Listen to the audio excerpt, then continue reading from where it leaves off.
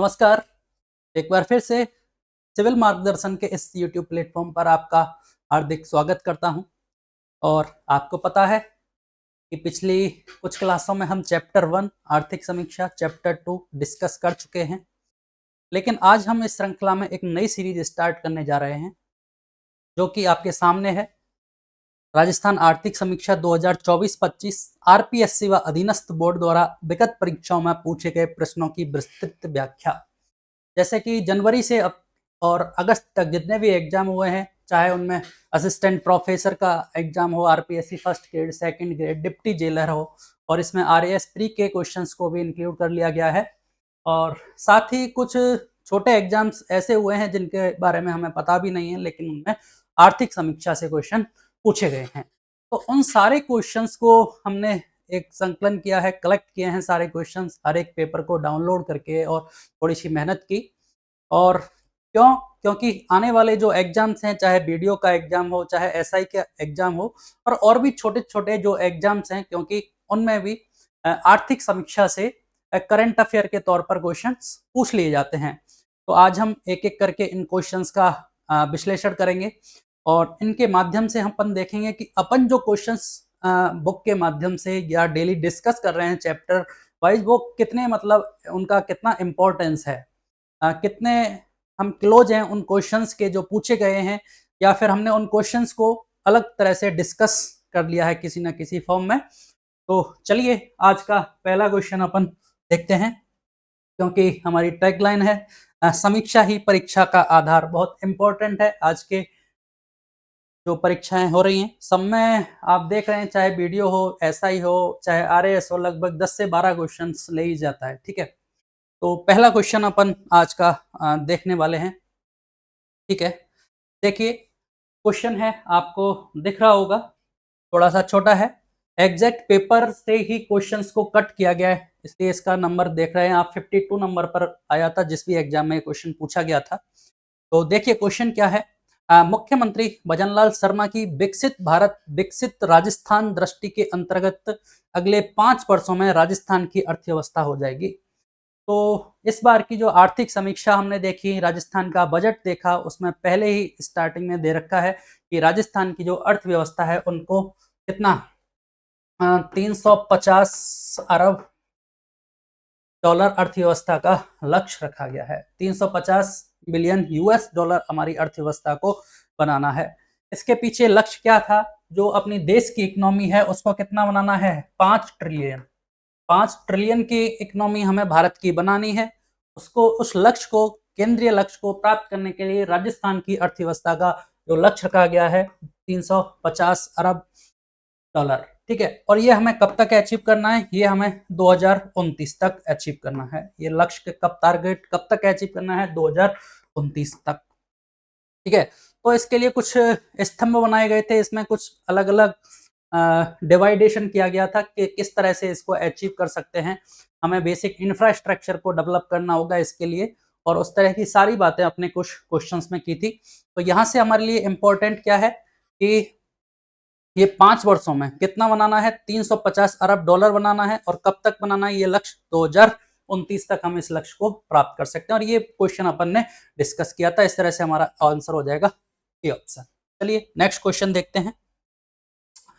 देखिए next question है, राजस्थान सरकार की नवीनतम आर्थिक समीक्षा 2023-24 के अनुसार वित्त वर्ष 2024 में राजस्थान की आय में कृषि क्षेत्र का योगदान कितना है? तो आशा करता हूं कि क्वेश्चन आपको दिख रहा होगा, थोड़ा सा ध्यान से देखिएगा। तो क्वेश्चन को, इसको बहुत ध्यान से पढ़ना पड़ेगा। देखिए पहली बात तो ये, एक्चुअली ये कोई एग्जाम जो कि लगभग जनवरी के आसपास हुआ था, तो उसमें पिछली वर्ष का डेटा पूछ लिया गया था। लेकिन करंटली अगर इस वर्ष के डेटा के आधार पर इस क्वेश्चन को अपन सॉल्व करने का प्रयास करते हैं, तो देखिए किस तरह क्वेश्चन का घुमाव, देखिए इंपॉर्टेंस क्या है इस क्वेश्चन की। क्वेश्चन इसलिए इंपॉर्टेंट है क्योंकि हमने जो योगदान देखा था, तो हमने बात की थी किस पे? हमने बात की थी आपके जीएसबीए की। और जीएसबीए की बात की थी तो उसके 3 सेक्टर थे, जिसका पहला सेक्टर कृषि था, दूसरा उद्योग सेक्टर था, और तीसरा था हमारा सेवा क्षेत्र, इंडस्ट्रियल सेक्टर। ठीक है, और इसमें भी हमने 2 तरह से बात की थी। एक तो स्थिर कीमतों पर और एक प्रचलित कीमतों पर।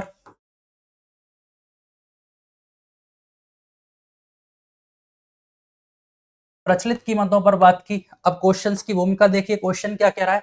अब क्वेश्चन पे ना तो ये दिया कि आपको स्थिर कीमतों पर बताना है और ना ही हमें क्वेश्चन में ये बताया कि आप प्रचलित कीमतों पर बताइए, लेकिन उसने नीचे एक स्टेटमेंट दिया, नीचे दिए गए विकल्पों में से सबसे उपयुक्त उत्तर चुनें। इसका मतलब डेटा हमें एग्जैक्ट याद होना चाहिए और हमें यह भी याद होना चाहिए कि वो कृषि क्षेत्र का स्थिर कीमतों पर है या प्रचलित कीमतों पर है, और उसके आधार पर इसने एक ही डेटा दिया होगा। तो हमने याद किया था कितना, स्थिर कीमतों पर जो कृषि क्षेत्र का योगदान था वो कितना था आपका 26.54%, याद रखिए। ठीक है, सीक्वेंस में याद किया था कृषि क्षेत्र पहला, दूसरा उद्योग क्षेत्र और तीसरा सेवा क्षेत्र। तो 26 के बाद उद्योग सेक्टर का कितना था 28.39%। ठीक है, और वहीं सेवा क्षेत्र की बात करें तो सेवा क्षेत्र का योगदान था 45.07%। क्लियर। उद्योग क्षेत्र, अब बात करते हैं अपन किस पे,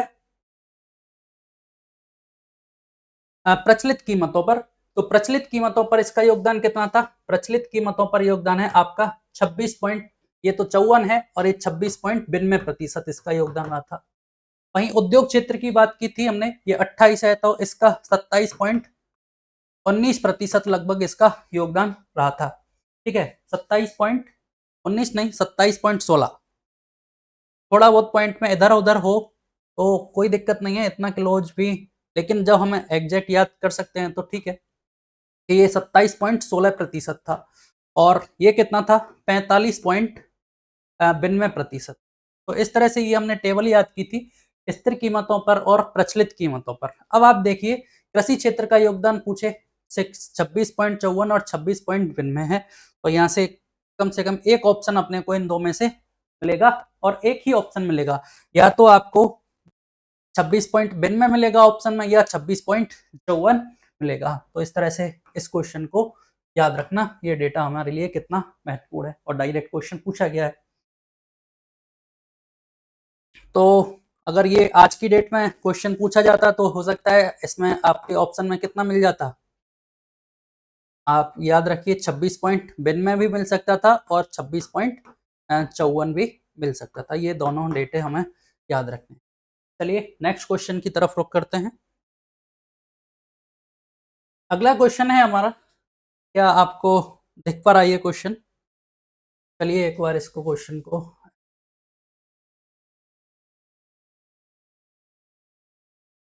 आशा करता हूं आप क्वेश्चन दिख रहा होगा। ठीक है, तो क्वेश्चन है हमारा सूची 1 और सूची 2 को मिलान करना है और सूचियों के नीचे दिए गए कूटों का प्रयोग करते हुए सही उत्तर का चयन करना है। सूची 1 दे रखी है, सूची 1 में क्या दे रखा है 2023-24 में रिको द्वारा विकसित किए गए औद्योगिक क्षेत्र के बारे में हमसे पूछा गया है और सूची 2 में बताया गया उनके स्थान उदयपुर, झालावाड़, बाड़मेर और पाली कि ये औद्योगिक क्षेत्र कहां पर स्थित है। तो देखिए नाडौल, नाडौल आपके स्थित है, नाडौल जो औद्योगिक क्षेत्र है वो स्थित है आपके पाली जिले में। ठीक है, तो इसके साथ ही नाडौल आपके पाली जिले में स्थित है और जहां से दूसरा जो एक और डेवलप किया गया था उसका नाम था बरकाना। पाली में एक दूसरा औद्योगिक क्षेत्र डेवलप किया गया था उसका नाम था बरकाना।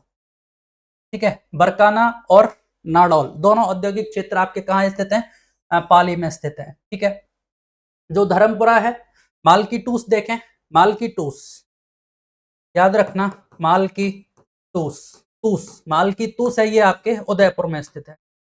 अब उदयपुर में स्थित है माल की टूस, तो ये उदयपुर हो गया। तो ए में कितना आ गया, ए में 4 और डी में 1। यहां से हमारे देखियो दो दो ऑप्शन है, 4 4 इधर भी है 1 है, तो दो ऑप्शन थे, सेकंड और थर्ड तो गलत हो गया। तो दूसरा देखते हैं धर्मपुरा। तो आपका धर्मपुरा कहाँ स्थित है, धर्मपुरा औद्योगिक क्षेत्र बाड़मेर में। ठीक है, धर्मपुरा औद्योगिक क्षेत्र कहाँ है, बाड़मेर में। अगर धर्मपुरा बाड़मेर में है तो बी में 3 आ गया और यहां से 1 बचा तो बी में 3 ए ऑप्शन, और उमरिया आपका झालावाड़ में स्थित है।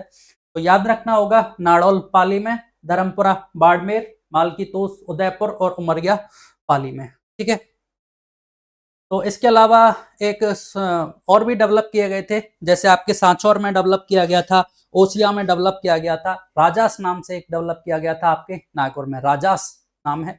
राजास औद्योगिक क्षेत्र कहाँ पे? नागौर में डेवलप किया गया था। ठीक है, चलिए नेक्स्ट क्वेश्चन देखते हैं।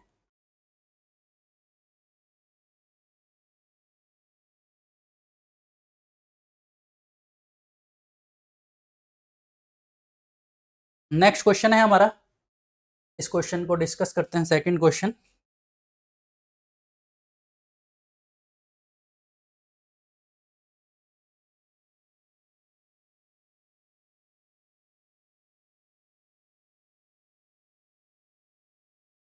ठीक है, नेक्स्ट क्वेश्चन है हमारा, पीएम सूर्य घर मुफ्त बिजली योजना के बारे में पूछा गया है। पीएम सूर्य घर मुफ्त बिजली योजना बहुत ही इंपॉर्टेंट स्कीम है, लेटेस्ट में जो जारी है। निम्नलिखित में से कौन सा कथन सही है? सत्य कथन के बारे में हमसे पूछा गया है। ठीक है, पहला स्टेटमेंट है, इस योजना के तहत हर माह 300 यूनिट तक मुफ्त बिजली उपलब्ध कराने के लिए 1 करोड़ घरों पर सौर संयंत्र स्थापित किए जाएंगे। ये स्टेटमेंट सही है। सबसे पहले याद रखना होगा इस ये योजना कब प्रारंभ हुई? तो योजना 13 फरवरी और 2024 को स्टार्ट हुई थी। केंद्र सरकार की योजना है, 13 फरवरी 2024 को, 13 फरवरी 2024 को ये योजना प्रारंभ हुई थी। और इस योजना का जो लक्ष्य रखा गया था वो 1 करोड़ घरों को लाभान्वित करने का था, जिसमें 300 यूनिट मुफ्त बिजली प्रोवाइड कराई जाएगी। किसके माध्यम से? सौर संयंत्रों के माध्यम से। तीसरी जो इंपॉर्टेंट बात है, जो सोलर संयंत्र स्थापित किए जाएंगे उसके अंतर्गत सरकार द्वारा अनुदान राशि दी जाएगी। वो अनुदान राशि हमें याद रखनी है। तो उसमें अगर 1 किलोवाट तक का प्लांट लगाया जाएगा, संयंत्र स्थापित किया जाएगा, तो उस पर 30,000 रुपए की अनुदान राशि सहायता सरकार के द्वारा। वहीं 2 किलोवाट का लगाएंगे अपन, तो सरकार द्वारा 60,000 रुपए की आर्थिक सहायता की जाएगी, अनुदान। और वहीं 3 किलोवाट और इससे ज्यादा का प्लांट लगेगा तो 78,000 रुपए की मैक्सिमम सहायता राशि हमें अनुदान सरकार के द्वारा दिया जाएगा। इस स्कीम के बारे में हमें लेटेस्ट ये याद रखना है। 13 फरवरी 2024 को प्रारंभ हुई। 1 करोड़ घरों को 300 यूनिट सौर संयंत्र स्थापित के द्वारा प्रदान की जाएगी, जिसके अंतर्गत 1 किलोवाट पर 30,000 रुपए की अनुदान राशि, 2 किलोवाट पर 60,000 रुपए और 3 किलोवाट पर मैक्सिमम 78,000 रुपए की सहायता राशि प्रदान की जाएगी। चलिए, ये स्टेटमेंट हमारा सही हुआ। दूसरा स्टेटमेंट है, रूफटॉप सोलर संयंत्र स्थापित करने हेतु 30% अनुदान का प्रावधान है। क्योंकि पीएम ये जो पॉइंट दे रखा है ये इस स्कीम का है ही नहीं, तो ये तो डायरेक्ट गलत हो गया। ये आप सरकार की दूसरी स्कीम है, रूफटॉप सोलर संयंत्र स्थापित करने हैं, कुसुम योजना है, तो इस तरह से ये एक अलग स्कीम है। ठीक है, तो यहाँ से ये स्टेटमेंट गलत हो गया। तीसरा स्टेटमेंट है, योजना पंजीकरण, आवेदन, स्वीकृति तथा अनुदान की 100% ऑनलाइन व्यवस्था है। हाँ, ये राइट स्टेटमेंट है कि जो भी इसके अंतर्गत रजिस्ट्रेशन कराना होगा वो ऑनलाइन है सारा, कि चाहे आवेदन कराना हो, चाहे पंजीकरण, चाहे उसकी स्वीकृति और अनुदान की जो राशि है, ये सारा सब ऑनलाइन प्रोसेस है। तो हमारा ये तीसरा स्टेटमेंट भी सही है, पहला और तीसरा सही हो गया। ठीक है, नेक्स्ट स्टेटमेंट क्या है? प्रत्येक आवेदक को 4% बैंक ब्याज पर ऋण देने का प्रावधान है। ऐसा कोई प्रावधान नहीं, बैंक के अकॉर्डिंग डिपेंड करेगा। ठीक है, तो ये भी गलत है। तो हमारा पहला और जो तीसरा स्टेटमेंट है वो राइट स्टेटमेंट है। और यहाँ से आप देख सकते हैं कि हमारा बी ऑप्शन जो राइट आंसर होगा, बी ऑप्शन राइट आंसर है। तो मेन जो फैक्ट हैं इस स्कीम के इंपॉर्टेंट वो ये हैं, 13 फरवरी 2024 को प्रारंभ हुई, 1 करोड़ घरों को 300 यूनिट बिजली का लक्ष्य रखा गया है। 1 किलोवाट पर 30,000 रुपए, 2 किलोवाट पर 60,000 रुपए और 3 किलोवाट पर 78,000 रुपए का अनुदान दिया जाएगा। ठीक है, तो चलिए नेक्स्ट क्वेश्चन देखते हैं।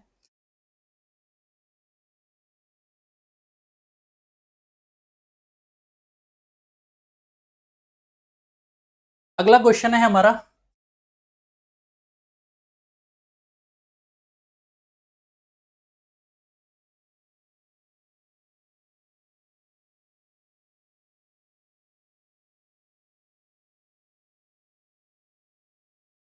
कि राजस्थान सरकार ने एमसेंड नीति 2024 घोषित की है, ठीक है। और ये पूछा गया है कि ये नीति कब तक प्रभावी रहेगी, एमसेंड नीति कब तक प्रभावी रहेगी, ये पूछा गया है। तो हमें पता है ये नीति कब जारी की गई थी, 2024 में जारी की गई थी। और इस कब तक प्रभावी रहेगी, ये 31 मार्च 2029 तक। इसकी डेट जो है वो 31 मार्च 2029 है, या फिर जब तक आगामी नीति जारी नहीं हो जाती तब तक जारी रहेगी। या तो 2029 के बाद आगामी नीति जारी कर दी जाएगी, या फिर नहीं तो यही नीति जारी रहेगी। तो इस आधार पर हम देख सकते हैं कि अपना डी ऑप्शन राइट आंसर है, 31 मार्च 2029 तक अथवा नई नीति की घोषणा होने तक ये नीति प्रभावी रहेगी। दूसरा इसका क्या लक्ष्य है, इसमें मतलब 25% जो एमसेंड है उसका उपयोग कंपलसरी किया गया है। जो सरकारी भवनों में, सरकारी बिल्डिंग्स जो कंस्ट्रक्शन जो भी होगा उसमें 25% एमसेंड का उपयोग करना आवश्यक है, कंपलसरी कर रखा है। और इस लक्ष्य, उसका जो नया टारगेट है, वो नया टारगेट ये है कि इस लक्ष्य को हमें कितने तक पहुंचाना है, 50% तक पहुंचाना है इसको। ये बड़ी इंपॉर्टेंट बात है। 25 से कहां तक लेके जाना है, 50% तक। ये नदियों से जितना भी बजरी का खनन होता है उसको रोकने के लिए इसका प्रयोग किया जाता है, और उसकी तुलना में ये सस्ती भी है, रोजगार के अवसर भी पैदा होंगे इससे, ठीक है। तो 25% से 50% तक ले जाने का लक्ष्य है। और कब तक प्रभावी है, 31 मार्च 2029 तक ये प्रभावी रहेगी, और 2024 में इस नीति को जारी किया गया। चलिए नेक्स्ट क्वेश्चन देखते हैं। सर अपना आंसर इसका क्या होगा, डी ऑप्शन अपना राइट आंसर हो जाएगा। नेक्स्ट क्वेश्चन देखते हैं। फिर से क्वेश्चन पूछा गया राजस्थान में पीएम कुसुम योजना के बारे में पूछा गया है। पीएम कुसुम योजना और यथा 6 मई 2025 तक, बात की 6 मई 2025 तक क्या स्थिति है के बारे में, निम्नलिखित में से कौन से कथन सही नहीं है।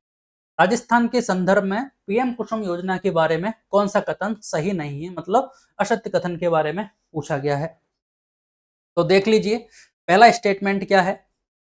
तो राजस्थान ऐसा अग्रणी राज्य बन गया है जहां इस योजना के कंपोनेंट ए तथा कंपोनेंट सी के अंतर्गत सौर ऊर्जा उत्पादन 1000 मेगावाट से अधिक हो गया है। तो सबसे पहले तो पीएम कुसुम योजना के बारे में कुछ बात करते हैं। हमें पता है पीएम कुसुम योजना के 3 कंपोनेंट हैं, component A, B, C. Component A में क्या होता है, जो बंजर भूमि है, अनुपयोगी भूमि है, उस पर सौर ऊर्जा संयंत्र स्थापित करना है। तो कंपोनेंट एक के अंतर्गत जो सौर ऊर्जा संयंत्र स्थापित होगा उसकी क्षमता होगी 2 मेगावाट, 0.2 मेगावाट से कितना, ये जो टारगेट है उसका 0.5 मेगावाट से, और हाईएस्ट है 2 मेगावाट तक का, ठीक है। 0.5 मेगावाट से 2 मेगावाट तक का हम सौर ऊर्जा संयंत्र इसके द्वारा जो बंजर या अनुपयोगी भूमि है उस पर स्थापित करेंगे, ठीक है। और इसमें जो केंद्र सरकार के द्वारा जो अनुदान दिया जाएगा वो कितना है, 30% राशि अनुदान केंद्र सरकार के द्वारा दिया जाएगा। और इसका संचालन कौन कर रहा है, इस कंपोनेंट ए का संचालन किया जा रहा है राजस्थान अक्षय ऊर्जा निगम के द्वारा। राजस्थान जो अक्षय ऊर्जा निगम है उसके द्वारा इसका संचालन किया जा रहा है, ठीक है। तो इसने क्या कहा, देखो ये करंट का क्वेश्चन है, करंट बेस्ड क्वेश्चन है, ना कि स्कीम के तौर पर ऐसा स्टेटमेंट कि राजस्थान ऐसा अग्रणी राज्य बन गया है जहां इस योजना के कंपोनेंट ए तथा कंपोनेंट सी के अंतर्गत सौर ऊर्जा उत्पादन 1000 मेगावाट से अधिक हो गया है। तो अगर हम डेली बेसिस पे करंट पढ़ते हैं तो हमें बता सकते हैं इस योजना को कि कम ये आंसर अपना स्टेटमेंट सही है ना। और कंपोनेंट सी की बात करें तो कंपोनेंट सी में क्या है, जो हमारे सौर ऊर्जा पंप हैं जो कि डीजल वगैरह से चलित हैं, संचालन जिनका किया जाता है, उनको सौर ऊर्जा से प्रतिस्थापन करना है, उन्हें मतलब रिफॉर्म करके सौर ऊर्जा संचालित बनाना है। ये कंपोनेंट सी के अंतर्गत किया जाता है। और ये कह रहा है कि इसके अंतर्गत हम, पता है राजस्थान की स्थिति क्या है, राजस्थान 3rd पोजीशन पर है इसके अंतर्गत। राजस्थान की स्थिति 3rd पोजीशन पर है, जिसमें पहले नंबर पर आपका गुजरात है, दूसरे नंबर पर महाराष्ट्र है, और तीसरे नंबर पर आता है राजस्थान। राजस्थान की स्थिति 3rd पोजीशन पर है। तो इसके अंतर्गत हम कह सकते हैं कि सी के अंतर्गत सौर ऊर्जा उत्पादन 1000 मेगावाट से अधिक हो गया है। राइट स्टेटमेंट है, ठीक है।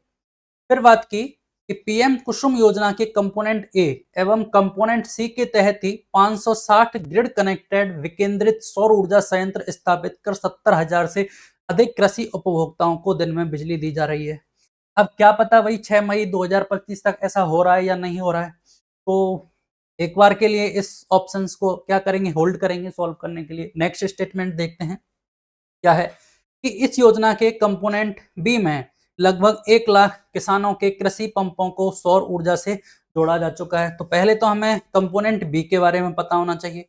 कंपोनेंट बी में क्या करना है, हमें कृषि पंपों को सौर ऊर्जा से जोड़ना है, मतलब सौर ऊर्जा से चलने वाले कृषि पंपों की स्थापना की जानी है, ठीक है। जिसकी क्षमता कितनी है, 7.5 एचपी तक की क्षमता है। अधिकतम हाईएस्ट जो पावर है 7.5 एचपी तक की क्षमता वाले सौर ऊर्जा पंप इसके द्वारा स्थापित किए जा सकते हैं, ठीक है। चलिए आगे बात करते हैं। तो इस ऑप्शन को भी अपन को होल्ड रखना होगा जब तक। नेक्स्ट स्टेटमेंट देखते हैं कि योजना के कंपोनेंट वी का क्रियान्वयन नवीकरणीय ऊर्जा विभाग द्वारा किया जा रहा है। अब आपने देखा कि जो स्टेटमेंट 1, 2, 3 तीनों करंट विषय हैं जिनके बारे में हम कोई भी पता नहीं लगाया जा सकता, ना अंदाज लगा सकते कि कौन सा सही है या गलत है। लेकिन जब आप स्टेटमेंट 4 देखेंगे कि योजना के कंपोनेंट वी का क्रियान्वयन नवीकरणीय ऊर्जा विभाग द्वारा किया जा रहा है, तो यहां से आप पाएंगे कि सरकार ने क्या किया। सरकार ने जुलाई 2024 में इसको चेंज किया, इसलिए इसको पूछा गया और ये हमारे लिए इंपॉर्टेंट हो गया, जो कि एक फैक्ट था। कंपोनेंट वी का संचालन नवीकरणीय ऊर्जा विभाग द्वारा या राजस्थान अक्षय ऊर्जा निगम के द्वारा अब नहीं किया जा रहा है। इसका काम दे दिया राजस्थान डिस्कॉम को।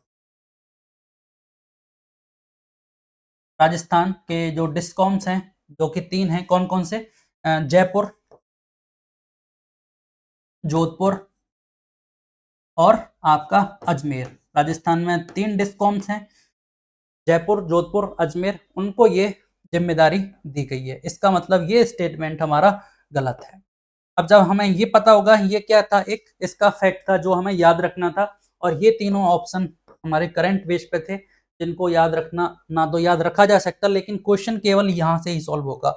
स्कीम का जो मेन पार्ट था वो ये था, जो कि चेंज भी किया गया था। तो आपको याद रखना है कंपोनेंट वी का क्रियान्वयन अब वर्तमान में किसके द्वारा किया जा रहा है, राजस्थान डिस्कॉम्स के द्वारा किया जा रहा है। कहीं कंपोनेंट ए का संचालन अभी भी राजस्थान अक्षय ऊर्जा निगम कर रहा है, और कंपोनेंट सी का क्रियान्वयन भी राजस्थान अक्षय ऊर्जा निगम के द्वारा किया जा रहा है, ठीक है।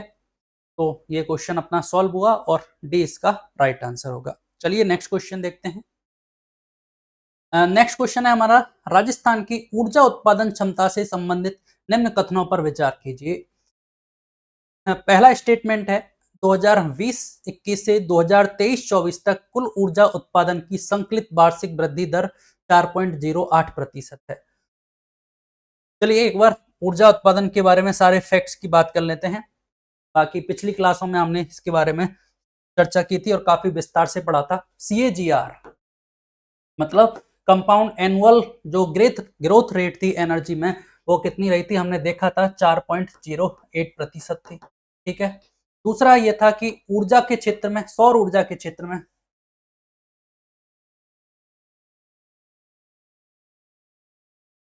सौर ऊर्जा की जो ग्रोथ रेट थी वो कितनी थी, आपको पता होना चाहिए, 20.57% थी, ठीक है। वही हमने देखा था इसका पवन ऊर्जा की ग्रोथ रेट थी 5.30%। ये तीनों फैक्ट हमने याद किए थे। टोटल CAGR जो कंपाउंड एनुअल ग्रोथ रेट है ऊर्जा के क्षेत्र की, वो 4.08% है। सौर ऊर्जा के क्षेत्र में ये 20.57% है और पवन ऊर्जा में 5.30% है, ठीक है। एक बार क्वेश्चन देखिए कि कुल ऊर्जा उत्पादन की संकलित वार्षिक वृद्धि दर 4.08% रही है, स्टेटमेंट सही है। दूसरा स्टेटमेंट दिया, इसी अवधि के दौरान सौर ऊर्जा में 20.57% और पवन ऊर्जा में 5.30% की CAGR की दर से वृद्धि हुई है। 20.57 और 20.57 और आप देख रहे हैं 5.30%। इसका मतलब दूसरा स्टेटमेंट भी सही है। और ये कौन से आपके चैप्टर जो 2 है, चैप्टर 2 का क्वेश्चन है। और स्टार्टिंग में जो इंफ्रास्ट्रक्चर डेवलपमेंट की बात की गई है, चाहे सौर ऊर्जा के क्षेत्र में, परवेन के क्षेत्र में और आपके दूरसंचार के क्षेत्र में बाह्य सहायतार्थ योजना उसमें दे रखी है, वहां से ये क्वेश्चन एज इट इज उठा के दिया गया है आपसे। मतलब पेपर में आप आगे आने वाले एग्जाम्स में ये सिंगल भी पूछा जा सकता है आपसे कि ऊर्जा के क्षेत्र में संकलित वार्षिक वृद्धि दर कितना रही है, तो आपको डायरेक्ट पता होना चाहिए 4.08%। केवल सौर ऊर्जा का भी पूछा जा सकता है जो कि 20.57% है, पवन ऊर्जा का 5.30% है। यहाँ से हमने कुछ और फैक्ट के बारे में भी बात की थी, जो कि जैसे कि राजस्थान में अधिष्ठापित ऊर्जा क्षमता कितनी है, ठीक है, तो ये भी हमने याद किया था, अधिष्ठापित ऊर्जा क्षमता राजस्थान की जो कितनी थी, एक नंबर याद किया था हमने आसान सा, कितना, 26,325, ये था 26, 25 और इसके बीच में 3, तो 26,325 मेगावाट, ठीक है। अब इसके अंतर्गत आप देख रहे हैं ये कैसे कैसे था, तो हमने आगे ये भी देखा था हमने कि सौर ऊर्जा कितना था, सौर ऊर्जा का योगदान था कितना, 5,482 मेगावाट, ठीक है। और पवन ऊर्जा का योगदान कितना था, पवन ऊर्जा का योगदान था 4,414 मेगावाट। दोनों डेटा हमारे लिए इंपॉर्टेंट थे। वहीं बायोमास की बात करें, बायोमास एनर्जी का योगदान कल की क्लास में हमने देखा था 128 मेगावाट के संयंत्र स्थापित हो चुके हैं, कितने, राजस्थान में 14 संयंत्र स्थापित हैं, ठीक है। 128 मेगावाट के 14 संयंत्र स्थापित हैं, जिसमें पहला आपने देखा था पदमपुरा था, जो कि कहाँ था, गंगानगर में,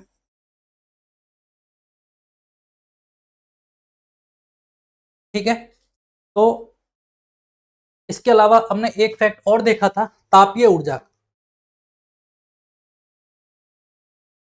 तापीय ऊर्जा, तापीय ऊर्जा के बारे में एक स्टेटमेंट आया था कि राजस्थान सरकार द्वारा जो संचालित तापीय ऊर्जा थर्मल एनर्जी की जो स्कीम्स हैं, थर्मल एनर्जी प्लांट है, थर्मल एनर्जी के प्लांट है, उसके द्वारा कितना योगदान है, तो उनका योगदान था 7,830 मेगावाट। ये डेटा अलग से दे रखा है, इसलिए हमें इसको याद रखना है, कितना, 7,830, 7830 मेगावाट राजस्थान सरकार द्वारा संचालित जो थर्मल पावर प्लांट हैं उनसे कितनी एनर्जी उत्पादन होती है, तो वो 7,830 मेगावाट है। सौर ऊर्जा से 5,482 मेगावाट, पवन ऊर्जा से 4,414 मेगावाट विद्युत उत्पादन किया जा रहा है, ठीक है। फिर हमने एक बात और देखी थी कि एक स्टेटमेंट आया था कि इस सब के बीच जो सौर ऊर्जा है और पवन ऊर्जा है उनका जो प्रतिशत योगदान था वो दे रखा था, और जो कितना प्रतिशत था, लगभग 37% के लगभग था, ठीक है। ये डायरेक्ट स्टेटमेंट दे रखा है कि अधिष्ठापित ऊर्जा क्षमता में सौर ऊर्जा और पवन ऊर्जा का योगदान लगभग कितने प्रतिशत है, तो हमसे डायरेक्ट पूछा जा सकता है कि इसका योगदान लगभग 37% है, 37 पॉइंट समथिंग था, जो कि अपन निकाल सकते हैं इसको एडिट करके। तो आगे और क्या बात की थी हमने, हाँ, कि राजस्थान के कितने यूनिट की बात की थी, जैसे अधिष्ठापित ऊर्जा क्षमता की बात की 26,325, तो यूनिट की बात की, कितने यूनिट अपने अवेलेबल हैं, तो जो कि 10,948 यूनिट्स अवेलेबल हैं, ठीक है, 10,948 यूनिट अवेलेबल हैं। और इसके बाद बात की थी भाई, यूनिट की बात की, जो उपभोक्ताओं की संख्या है, उपभोक्ताओं की संख्या है वो 190 लाख से बढ़कर कितनी हो गई है, 196 लाख हो गई है। इतने सारे फैक्ट्स की हमने चर्चा की थी, ठीक है। यहाँ से एक बात और हमने याद किया था कि कितने गांव का विद्युतीकरण किया जा चुका है, तो 43,965 गांव है। कितने गांव का विद्युतीकरण यहाँ देख लेते हैं, 43,965 गांव जिनका विद्युतीकरण किया जा चुका है। तो ये सारे फैक्ट्स हमें याद रखने हैं। सबसे पहले पूछा CAGR कितना है 4.08%। सौर ऊर्जा का क्षेत्र में कितनी वृद्धि दर रही है तो 20.57%। पवन ऊर्जा में 5.30%। अधिष्ठापित ऊर्जा क्षमता कितनी है 26,325 मेगावाट है। सौर ऊर्जा कितनी है 5482 मेगावाट है, 5482 मेगावाट। वहीं पवन ऊर्जा का 4414 मेगावाट का योगदान है। बायोमास का कितना 128 मेगावाट के 14 संयंत्र स्थापित हो चुके हैं, जिसमें पहला कौन सा है पदमपुरा है। कितने गांव का विद्युतीकरण किया जा चुका है 43,965 गांव का विद्युतीकरण किया जा चुका है। राजस्थान में जो संचालित प्लांट है राज्य सरकार द्वारा, उनसे कितनी ऊर्जा का उत्पादन किया जाता है 7,830 मेगावाट। ठीक है, कितनी यूनिट है तो 10,948 यूनिट अवेलेबल है। उपभोक्ताओं की संख्या कितनी है 196 लाख है।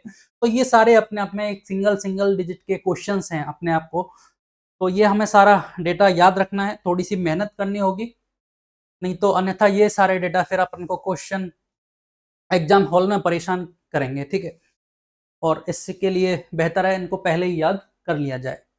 तो ये क्वेश्चन तो अपना आसान था, डायरेक्ट दोनों स्टेटमेंट डायरेक्ट उठाए और एज इट इज दे दिए। दोनों स्टेटमेंट सही है तो कथन 1 और 2 सही है, तो अपना दोनों कथन सही है, B option number 2 right answer होगा। चलिए नेक्स्ट क्वेश्चन देखते हैं। निम्नलिखित में से कौन सा विश्वविद्यालय मौलाना अबुल कलाम आजाद माका ट्रॉफी 2024 का समग्र विजेता रहा है। तो करंट अफेयर्स का क्वेश्चन है, और जो 2024 की जो माका ट्रॉफी है इस बार चंडीगढ़ विश्वविद्यालय ने जीती है। 3 ऑप्शन हमारा राइट आंसर हो जाएगा, और ये पहला विश्वविद्यालय है, निजी विश्वविद्यालय, जो कि इस ट्रॉफी का विजेता रहा है। इसके बारे में इतना ही याद रखना है, चंडीगढ़ विश्वविद्यालय ने माका ट्रॉफी जीती है। चलिए नेक्स्ट क्वेश्चन देखते हैं। क्वेश्चन आपको दिख रहा होगा कि राजस्थान में सौर ऊर्जा विकास की असीम संभावना है। कथन ए कह रहा है राजस्थान में सौर ऊर्जा विकास की असीम संभावना है। ये बात सही है। एक बार कथन के बाद कारण देख लेते हैं कि कारण क्या दे रखा है कि भड़ला सोलर पार्क जो 2245 मेगावाट का है क्षमता वाला, राजस्थान का सबसे बड़ा सोलर पावर प्लांट है। तो पहले स्टेटमेंट में कहा राजस्थान में सौर ऊर्जा की असीम संभावना है, बिल्कुल सही बात है, क्योंकि जो सौर विकिरण की राजस्थान में तीव्रता है वो 6 से 7 कितनी थे 6 से 7 किलोवाट प्रतिदिन और पर वर्ग मीटर के हिसाब से है, जो कि राजस्थान में 325 दिन तक सौर दिवस हमारे पास अवेलेबल है। राजस्थान में कितने सौर दिवस 365 में से 325 दिन तक सौर ऊर्जा प्राप्त की जा सकती है, और इसकी जो विकिरण की जो क्षमता थी वो भी काफी अच्छी है। ठीक है, तो इस तरह से और बात करें, इनके आधार पर हमने बात की तो राजस्थान में भड़ला सोलर पार्क है, जो कि एशिया का सबसे बड़ा सोलर पावर प्लांट है, राजस्थान में स्थित है, जो कि कितने वाट का है मेगावाट का है 2245 मेगावाट का है। इसके अलावा भड़ला के अलावा भी देख सकते हैं आप कौन सा, एक नोखा है, नोखा प्लांट है, नोखा के अलावा फतेहगढ़ है, पुंगल है, और पुंगल और बोडाना जैसलमेर में, जो कि 2000 मेगावाट का है। ठीक है, पुंगल 2450 मेगावाट का है, फतेहगढ़ 1500 मेगावाट का है, नोखा 925 मेगावाट का है, और यहाँ से आप देख सकते हैं 2245 मेगावाट का आपका भड़ला सोलर पार्क है। और इसके अलावा केंद्र सरकार की काफी स्कीम्स संचालित हैं, जैसे पीएम कुसुम योजना हो, चाहे पीएम सूर्य घर मुफ्त बिजली योजना हो। इनसे आप अंदाजा लगा सकते हैं कि ये स्टेटमेंट कहीं ना कहीं सही बात की गई है। तो इसके आधार पर कथन ए भी सही है और इसका कारण भी सही है, और देख सकते हैं कि ए और आर दोनों सही हैं, और आर ए को सही व्याख्या करता है। ये इसका राइट आंसर होगा, आंसर 4। पिछली क्लास में हमने ये भी बात की थी कि जो नोखा नहीं, जो भड़ला सोलर पार्क है इसको 4 फेज में डेवलप किया गया था। फेज 1, 2, 3, 4। 2200 जो 45 मेगावाट है इसको 4 फेज में डेवलप किया गया है। पहला जो फेज है इसका 65 मेगावाट का है, दूसरा 680 मेगावाट का है, ठीक है, और तीसरा 1000 मेगावाट, और चौथा है 500 मेगावाट का। इसके जो पहले 2 फेज हैं वो राजस्थान की जो सोलर एनर्जी, सौर ऊर्जा कंपनी है, उसके द्वारा डेवलप किए गए हैं। जो 1000 वॉट का जो तीसरा चरण है, वो एक निजी कंपनी है IL&FS, और संयुक्त राजस्थान सरकार का संयुक्त उपक्रम के द्वारा इसके को डेवलप किया गया है। वहीं जो चतुर्थ चरण में 500 मेगावाट है, इसका अदानी ग्रुप के द्वारा इसको डेवलप किया गया है। इस तरह से ये 2245 मेगावाट का निर्माण किया गया है। चलिए नेक्स्ट क्वेश्चन देखते हैं। क्वेश्चन है, ऊर्जा के क्षेत्र में राजस्थान बजट 25-26 के संदर्भ में निम्नलिखित में से कौन सा सही नहीं है। सबसे पहले तो आप ये देखिए कि जो आर्थिक समीक्षा है उसमें से कितने क्वेश्चंस पूछे गए हैं, और सबसे ज्यादा इंपॉर्टेंस आप सौर ऊर्जा पे आधारित कितना इंपॉर्टेंस है सौर ऊर्जा के ऊपर, कि ये भी क्वेश्चन सौर ऊर्जा पर आधारित है। और आपका देखिए ये क्वेश्चन सौर ऊर्जा पर आधारित, इसके पिछले क्वेश्चंस में भी ये एनर्जी का क्वेश्चन पूछा है। इसके अलावा PM कुसुम योजना का एक क्वेश्चन, और ये क्वेश्चन इसमें हमने एक, हाँ, ये क्वेश्चन भी आपका PM सूर्य घर मुक्त बिजली योजना पर आधारित था। तो काफी सारे क्वेश्चंस इस स्कीम के तहत ऊर्जा के क्षेत्र से पूछे गए हैं, इसलिए इस जो डेटा हमने याद किया था इसको याद करना हमारे लिए बहुत इंपॉर्टेंट हो जाता है। ठीक है, चलिए नेक्स्ट क्वेश्चन हमारा क्या है। बजट से क्वेश्चन पूछा गया है, राजस्थान बजट से, और ऊर्जा के क्षेत्र में क्या घोषणाएं की गई हैं। तो पहला स्टेटमेंट है, आगामी वर्ष 6400 मेगावाट से अधिक अतिरिक्त बिजली उत्पादन करना होगा। इस पॉइंट पे ध्यान रखना, अतिरिक्त बिजली उत्पादन की बात की जा रही है। जब बजट अपन ने पढ़ा तो उसमें ऊर्जा के क्षेत्र में पहला ही स्टेटमेंट था कि आगामी वर्ष 6400 मेगावाट से अधिक अतिरिक्त बिजली का उत्पादन किया जाएगा। ये स्टेटमेंट सही है। तो अगर सिंगल एक स्टेटमेंट की वजह सिंगल अपन से क्वेश्चन पूछा जाए कि बजट 2025-26 में कितनी अतिरिक्त बिजली उत्पादन करने का लक्ष्य रखा गया है, तो 6400 मेगावाट हमें याद रखना है। दूसरा स्टेटमेंट बात करें तो दूसरी जो घोषणा की गई थी उसमें यह था कि 50,000 नए कृषि कनेक्शन उपलब्ध कराए जाएंगे, और वहीं 5 लाख घरेलू कनेक्शन की घोषणा की गई थी। दूसरा स्टेटमेंट अपना यही है, आगामी वर्ष 50,000 नए कृषि कनेक्शन और 5 लाख डोमेस्टिक कनेक्शन देना। ये स्टेटमेंट भी सही है, दोनों स्टेटमेंट सही है। तीसरा है, आगामी वर्ष निजी क्षेत्र के माध्यम से 50 गीगावाट ऊर्जा का उत्पादन किया जाएगा। ये गलत है। तो यहाँ जो निजी क्षेत्र के माध्यम से 50 गीगावाट ऊर्जा का उत्पादन का लक्ष्य नहीं है, इसके स्थान पर 10 गीगावाट का है। 10 गीगावाट का निजी क्षेत्र से है। इन दोनों स्टेटमेंट में अंतर समझें। यहाँ बात की गई है 6400 मेगावाट से अधिक अतिरिक्त बिजली उत्पादन की, लेकिन यहाँ जो लक्ष्य रखा गया है निजी क्षेत्र का वो है 50 गीगावाट ऊर्जा का उत्पादन, तो हमें करना ही है। तो निजी क्षेत्र से जो लक्ष्य रखा गया है वो 10 गीगावाट का है, ना कि 50 गीगावाट का। ठीक है, और अतिरिक्त कितनी एनर्जी उत्पादन करना है वो 6400 मेगावाट है। चलिए, तो ये स्टेटमेंट तो गलत है अपना 3 नंबर, और सही नहीं है वही पूछा है, तो अपना आंसर तो 3 नंबर हो जाएगा। लास्ट स्टेटमेंट देख लेते हैं एक बार। मुख्यमंत्री निःशुल्क बिजली योजना के लाभान्वित परिवारों को चरणबद्ध रूप से सोलर प्लांट लगाते हुए 150 यूनिट बिजली प्रतिमाह निःशुल्क दी जाएगी। हाल ही में कल जो कैबिनेट की मीटिंग हुई है उसमें इसको लागू कर दिया गया है कि मुख्यमंत्री निःशुल्क बिजली योजना के जो लाभान्वित परिवार हैं उनको चरणबद्ध रूप से 150 यूनिट प्रति माह देने की घोषणा सरकार के द्वारा कर दी गई है, जो कि अभी तक 100 यूनिट प्रोवाइड कराई जाती थी। उस 100 यूनिट के अलावा अब आगे 100 यूनिट के स्थान पर 150 यूनिट उपलब्ध कराई जाएगी। ठीक है, तो एनर्जी जो सेक्टर है वो बहुत इंपॉर्टेंट है आने वाले एग्जाम्स के लिए, आप देख सकते हैं यहाँ से। तो अपना आंसर तो इसका क्या हो गया, ये 3 नंबर। इसको सिंगल में भी पूछा जा सकता है इस स्टेटमेंट को कि आगामी वर्ष निजी क्षेत्र के माध्यम से कितने गीगावाट विद्युत उत्पादन का लक्ष्य रखा गया है, तो आपको याद रखना है 10 गीगावाट का ये लक्ष्य रखा गया है। नेक्स्ट क्वेश्चन भी फिर बजट से है कि राजस्थान बजट 2025-26 के संदर्भ में मुख्यमंत्री आयुष्मान आरोग्य योजना के अंतर्गत निम्न कथनों पर विचार कीजिए। मुख्यमंत्री आयुष्मान आरोग्य योजना जो कि चैप्टर 8 के अंतर्गत आती है, स्वास्थ्य और शिक्षा के क्षेत्र में, जिसमें बताया गया है। कथन ए क्या कहता है कि 70 वर्ष से अधिक आयु के वृद्धजनों हेतु जेरियाट्रिक केयर पैकेज प्रस्तावित किया गया है। तो ये स्टेटमेंट भी सही है, जेरियाट्रिक केयर की घोषणा की गई है और राजकीय आयुष चिकित्सालयों के माध्यम से आयुष पैकेज भी प्रस्तावित किए गए हैं। ये स्टेटमेंट भी राइट है।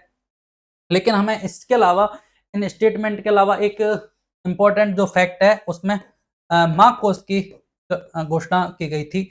मुख्यमंत्री आयुष्मान आरोग्य कोष जो कि कितने करोड़ का था, वो था आपको 3500 करोड़ का। ये जो फैक्ट है वो बहुत इंपॉर्टेंट है कि माँ कोष का गठन किया गया है हाल ही में, जो कि कितना है, 3500 करोड़ का बजट है, जिसके माध्यम से ही निःशुल्क जो दवा हैं और जो जांचें हैं वो की जाएंगी।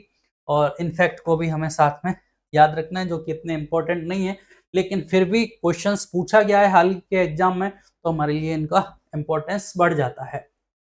तो नेक्स्ट क्वेश्चन। तो आज की क्लास लगभग हमने 12-13 क्वेश्चंस को आज सॉल्व किया है। अगली क्लास में फिर डिस्कस करेंगे, फिर कुछ क्वेश्चंस को डिस्कस करेंगे, क्योंकि जो भी चैप्टर्स के जो भी क्वेश्चन आए हुए हैं उनको। तो आज की क्लास हम यहीं पे समाप्त करेंगे। ठीक है, ओके, थैंक यू, धन्यवाद।